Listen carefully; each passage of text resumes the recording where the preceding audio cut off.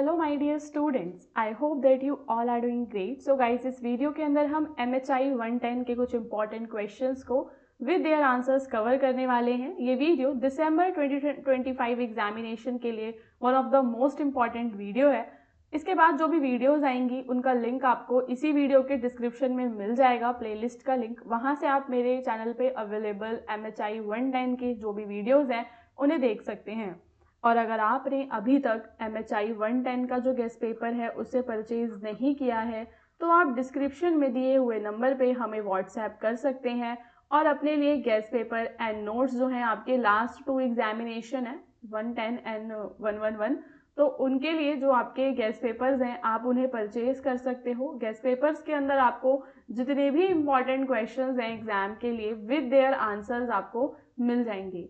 ठीक है, so guys चलते हैं हमारे क्वेश्चन नंबर 1 पे, जहाँ पे आपको कंपैरेटिव मेथड की जो इम्पोर्टेंस है उसको डिस्कस करना है। For the study of urbanism, शहरीकरण के अध्ययन में तुलनात्मक पद्धति के महत्व पर आपको चर्चा करनी है। तो शहरीकरण होता है कि जब गांव से धीरे धीरे जो शहरों का निर्माण होता है उसे हम कहते हैं अर्बनिज्म। लेकिन अर्बनिज्म के अंदर ये जो कंपैरेटिव मेथड होता है, कि जब आप कंपेयर करते हो तो ये कंपैरेटिव मेथड कितना यूजफुल है, why it is very important, उसके बारे में हम बात करेंगे। तो देखो, जो कंपैरेटिव मेथड है ना, ये काफ़ी ज़्यादा एक इम्पॉर्टेंट टूल है फॉर अंडरस्टैंडिंग अर्बनिज्म। अर्बनिज्म को समझने का एक बहुत ही ज़्यादा महत्वपूर्ण टूल यानी कि साधन है, क्योंकि ये अलाउ करता है जो भी हमारे हिस्टोरियंस हैं, जो भी हमारे सोशल साइंटिस्ट हैं, उनको कि वो अलग अलग सिटीज़ को कंपेयर कर सकते हैं, अलग अलग सोसाइटीज़ को across the various times and the space. ठीक है, तो अलग अलग सेंचुरीज में कौन कौन सी सिटीज़ रही या साइमल्टेनियसली सेम टाइम पीरियड पे जो सिटीज़ हैं जो है वो हिस्टोरियंस उन्हें क्या कर पाते हैं, कंपेयर कर पाते हैं, उनके बीच की सिमिलैरिटीज़ को जान पाते हैं, डिफरेंसेस को जान पाते हैं, और फिर वो जो पैटर्न है पूरा अर्बन ग्रोथ का उसको इन अ बेटर वे, ठीक है, इन अ बेटर वे उस अर्बन ग्रोथ के पैटर्न को समझ पाते हैं एंड डेवलपमेंट के पैटर्न को। तो ठीक है, तुलनात्मक पद्धति शहरीकरण के अध्ययन का एक महत्वपूर्ण साधन है, क्योंकि यह इतिहासकारों और समाज वैज्ञानिकों को समय और स्थान के अनुसार जो विभिन्न नगर हैं, शहर हैं, उनकी तुलना करने की अनुमति देता है। ठीक है, उनको इस काबिल बनाता है कि वो यहाँ पे कंपेयर कर पाते हैं, समानताओं और भिन्नताओं को समझ पाते हैं कि विभिन्न एरियाज में कैसे जो है शहरी विकास हुआ। एंड जो इसका एक और मेजर इम्पॉर्टेंस है वो क्या है कि ये हमारी हेल्प करता है अर्बन लाइफ के कॉमन फीचर्स को समझने में और सेटलमेंट के पैटर्न्स को, इकोनॉमिक एक्टिविटीज़ को, इन सारी चीज़ों को समझने में हमारी हेल्प करता है कंपैरेटिव मेथड। तो तुलनात्मक पद्धति का एक प्रमुख महत्व यह है कि यह शहरी जीवन की सामान्य विशेषताओं जैसे बस्ती की संरचना, आर्थिक गतिविधियां, प्रशासन और सामाजिक संगठन की पहचान करने में सहायता करती है। इससे शहरीकरण से संबंधित सामान्य सिद्धांत विकसित किए जा सकते हैं। ठीक है, तो अर्बनिज्म की जो वेरियस थ्योरीज हैं, ठीक है, उनको डेवलप करने में ये कंपैरेटिव मेथड आपकी हेल्प करता है, क्योंकि आप जो है कॉमन फीचर्स, अर्बन लाइफ के जो भी कॉमन फीचर्स होते हैं आप उन्हें आइडेंटिफाई कर पाते हो। ठीक है, और उससे फिर आपके जो शहरीकरण के सामान्य सिद्धांत हैं वो विकसित किए जा सकते हैं। The comparative method also highlights regional and cultural जो डिफरेंसेस आपको अर्बन डेवलपमेंट में देखने के लिए मिलते हैं। तो देखो, अर्बन डेवलपमेंट तो सारे में होता है, अलग अलग रीजन्स में होता है, तो वहाँ के जो डिफरेंसेस हैं वो आप इस मेथड में समझ पाते हैं। तो यह पद्धति शहरी विकास में क्षेत्रीय और सांस्कृतिक भिन्नताओं को भी उजागर करती है। भौगोलिक स्थिति, जलवायु, संस्कृति और ऐतिहासिक परिस्थितियों के कारण नगरों का विकास अलग अलग रूप में होता है। तुलना से यह समझने में सहायता मिलती है कि क्यों कुछ नगर तेजी से विकसित हुए और क्यों कुछ नगरों का पतन हो गया। तो जो भी हमारे क्वेश्चंस होते हैं उनके आंसर्स हमें इस कंपैरेटिव मेथड में मिल जाते हैं जब हम अर्बनिज्म को स्टडी करने के लिए अलग अलग सिटीज़ के, रीजन्स के अर्बन ग्रोथ को कंपेयर करते हैं। तो another importance of the comparative method is that it enables scholars to trace changes over time. तो समय के हिसाब से जो भी चेंजेस आते हैं उनको ट्रेस करने में ये स्कॉलर्स की मदद करता है। So by comparing ancient, medieval and the modern cities, one can study continuity and change in the urban institutions and lifestyle. ठीक है, तो प्राचीन, मध्यकालीन और आधुनिक, हम तीनों जो हमारे टाइम पीरियड हैं, तीनों समय के नगरों की जब हम तुलना करेंगे तो शहरी संस्थाओं और जीवन शैली में निरंतरता और परिवर्तन को हम समझ पाएंगे. So this method also helps in understanding the impact of economic and political factors on urbanism.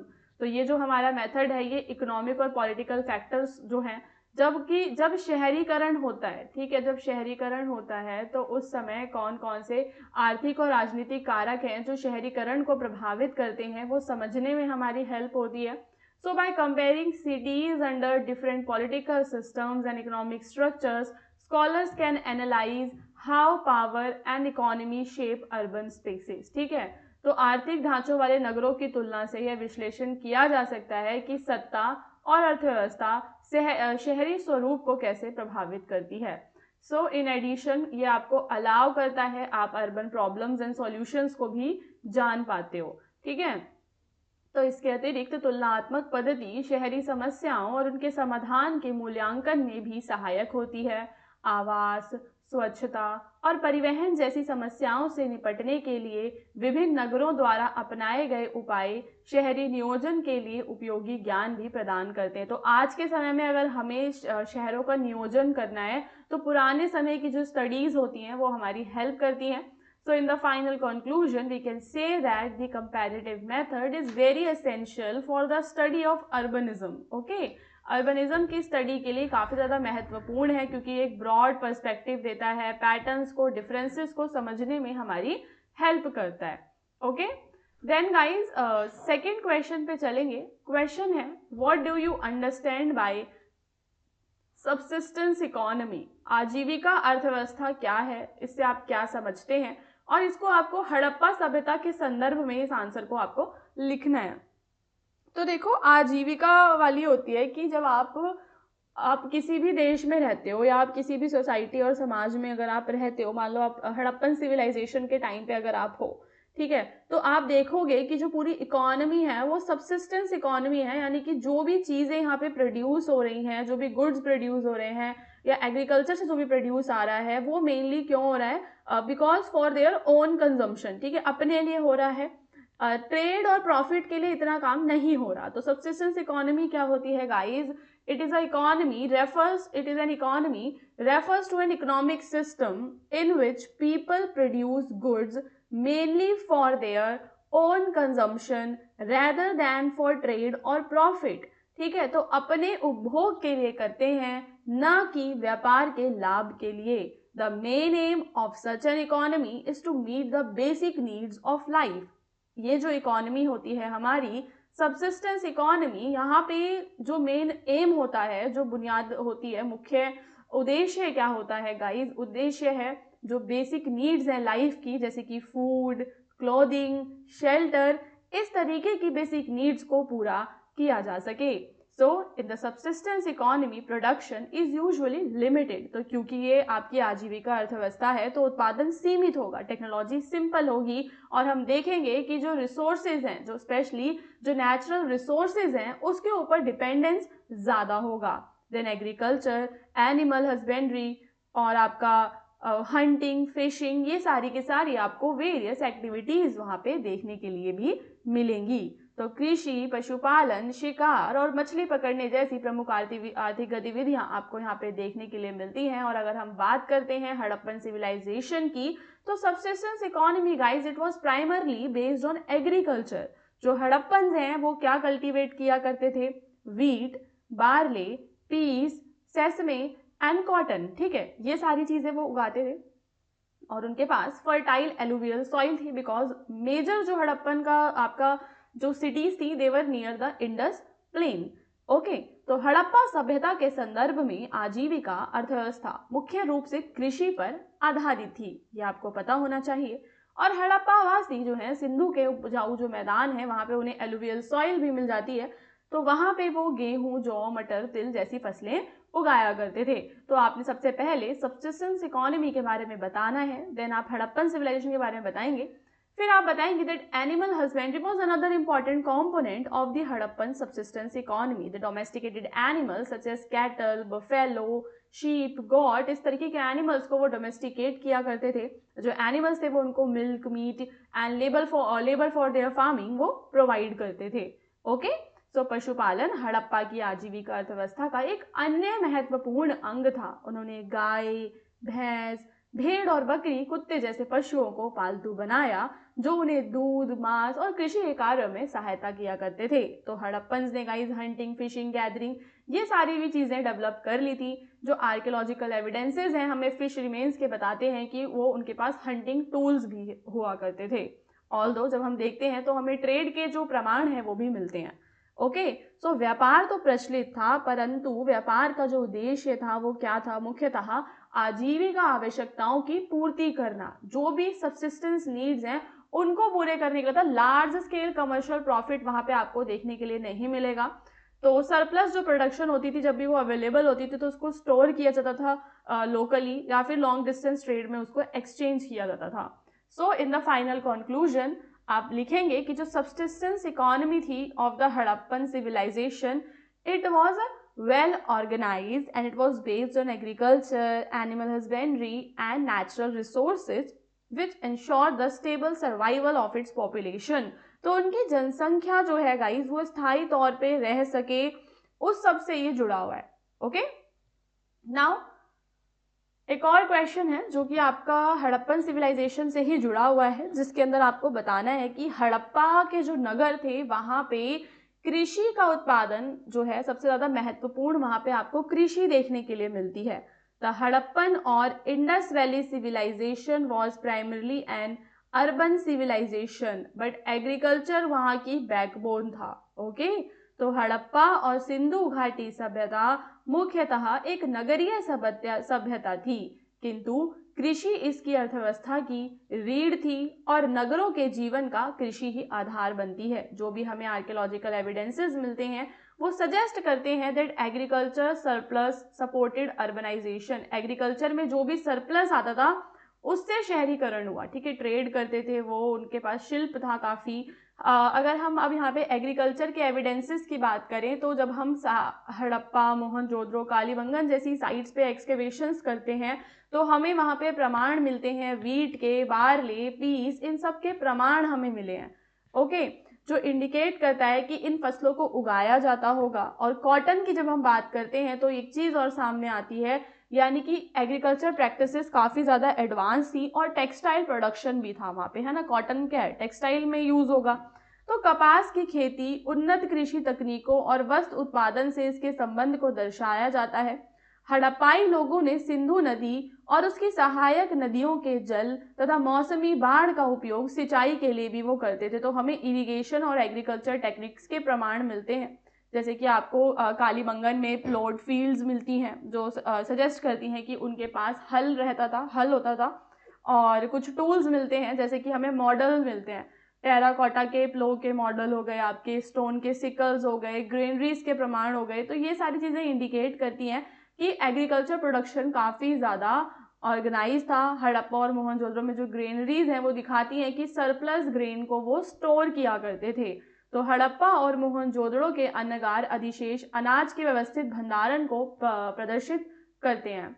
Okay, तो गाइस जो एग्रीकल्चर है वो फूड प्रोवाइड, एग्रीकल्चर क्या करेगा, अर्बन पॉपुलेशन के लिए फूड प्रोवाइड करेगा, उसके लिए रॉ मटेरियल्स को प्रोवाइड करेगा, और जो सरप्लस होगा उससे ऑक्यूपेशनल स्पेशलाइजेशन होगा, लॉन्ग डिस्टेंस ट्रेड में वो हेल्प करेगा। ओके, सो देखो दैट हड़प्पन सिविलाइजेशन उसके अर्बन प्लानिंग और ट्रेड के लिए जानी जाती है, but agriculture was also very significant in the civilisation.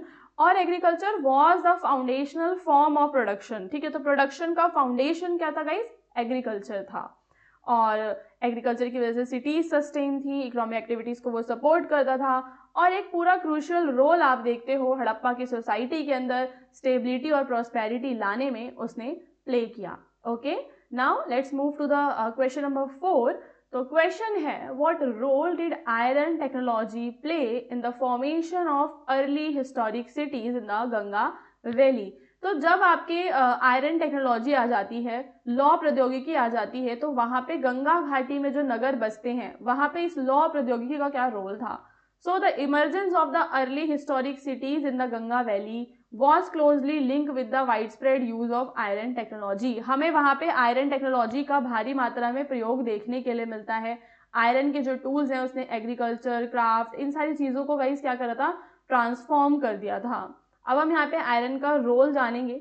तो सबसे पहले जो आयरन की टेक्नोलॉजी थी उसने एग्रीकल्चर को एक्सपेंड करने में हेल्प की, क्योंकि आयरन के जो टूल्स होते हैं, एक्सेस, प्लोशेयर्स, सिकर्स, ये सब एनेबल करते हैं कि आप घने जंगलों को गंगा प्लेन में साफ कर सको, जिससे लार्ज स्केल कल्टीवेशन भी होता है। तो कुल्हाड़ी, हल के फाल और हंसिए जैसे लौह उपकरणों ने गंगा के मैदानी क्षेत्रों के घने वनों की सफाई को संभव बनाया और इससे बड़े पैमाने पर खेती, कृषि अधिशेष में वृद्धि और बढ़ती नगरीय जनसंख्या का पोषण संभव हुआ। इसके बाद सरप्लस ट्रेड की ग्रोथ आप देखते हो। तो एनहांस्ड एग्रीकल्चर प्रोडक्टिविटी क्या हो रहा है यहाँ पे? जब आप आयरन के टूल्स का यूज कर रहे हो तो आपके एग्रीकल्चर के अंदर प्रोडक्टिविटी बढ़ रही है। ओके, तो लौह उपकरणों से बड़ी कृषि उत्पादकता ने ऐसा अधिशेष उत्पन्न किया जिसने गैर कृषि आबादी को जीविका प्रदान की, और ये जो सरप्लस था इसने ट्रेड, एक्सचेंज, इस सब को फैसिलिटेट किया। और जो है मार्केट का आप प्राइस देखते हैं, जैसे कि राजगृह है, कौशाम्बी, वाराणसी, इस प्रकार की सिटीज में आपको मार्केट्स देखने के लिए मिलती हैं। क्राफ्ट इंडस्ट्रीज का डेवलपमेंट होता है। तो आयरन की जो पूरी टेक्नोलॉजी है, ठीक है, उसने क्या करा है? क्राफ्ट में स्पेशलाइजेशन दिया, tool making, metal working, construction. Urban centres जो है क्राफ्ट प्रोडक्शन के हब बन जाते हैं और ये सारी मेजर इकोनॉमिक एक्टिविटीज भी बन जाती हैं। मिलिट्री और पॉलिटिकल कंसोलिडेशन में भी आपके जो वेपन्स हैं, आयरन के वेपन्स, वो हेल्प करते हैं, क्योंकि लौह के जो हथियार होते हैं वो सैन्य शक्ति को मजबूत करते हैं और क्षेत्रीय विस्तार तथा राजनीतिक नियंत्रण में सहायता भी करते हैं। इससे महाजनपदों के उदय और स्थिर प्रशासनिक केंद्रों की स्थापना संभव हो पाती है। और जो भी आपके लौह उपकरण थे उसने प्रारंभिक नगरों में सड़क, दुर्ग और भवनों के निर्माण को भी आसान बना दिया था। रोड्स बना दिए, फोर्टिफिकेशन हो गया, बिल्डिंग्स बन गई हैं। तो इससे पूरा आप देखते हो कि जो नगरीय विकास है वो काफ़ी ज़्यादा नियोजित होता है और प्रशासनिक जो दक्षता है उसको भी इससे बल मिलता है। तो आप बताएंगे इन द फाइनल कंक्लूजन कि जो आयरन टेक्नोलॉजी है काफ़ी ज़्यादा एक इम्पॉर्टेंट रोल प्ले करती है और गंगा वैली के अंदर सिटीज़ के डेवलपमेंट के अंदर उसने एग्रीकल्चर को, ट्रेड को, हर एक चीज़ को बूस्ट किया और एक फाउंडेशन रखी वहाँ पे अर्बनाइजेशन और स्टेट फॉर्मेशन की। ओके, सो गाइज इसके बाद अब हम मिलेंगे हमारे नेक्स्ट वीडियो में। जब तक के लिए ऑल द बेस्ट। आप अच्छे से प्रिपेयर करो, आपके एग्जाम काफ़ी अच्छे जाएंगे। लास्ट के 2 एग्जाम्स बस आपके बचे हैं, तो आपको इसमें थोड़ी सी मेहनत ज़्यादा करने की ज़रूरत है ताकि आपकी ओवरऑल परसेंटेज काफ़ी अच्छी हो सके। ओके।